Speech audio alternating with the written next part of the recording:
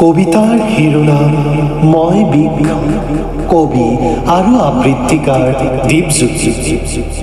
মোক শেষ নকৰিবা বুজি উঠা সেই অবুজ মানৱ, যদিও লাগে উন্নতিৰ জখলা, তথাপিতো শেষ নকৰিবা।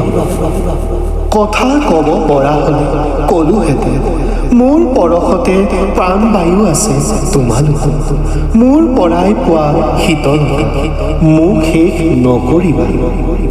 কত সৃষ্টি হৈ যাব, কত ৰঙীনময় হ'ব পৃথিৱী, কিন্তু শেষ হৈ যাব তোমালোকৰ আয়ুস ৰেখা। বুজি উঠা সেই অবুজ মানুহ, মোক শেষ নকৰিবা।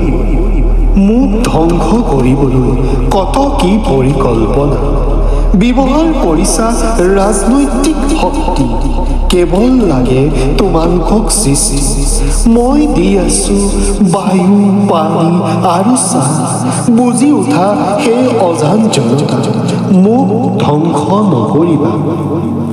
চিন স্বৰূপে ৰাখা উত্তৰি পুৰুষলৈ, শিকোৱা ৰোপণ কৰিবলৈ মোৰ উঠি অহা নৱপ্ৰজন্ম, সৃষ্টি কৰা এক বৈচিত্ৰ্যময় বৰ, মোক শেষ নকৰিবা।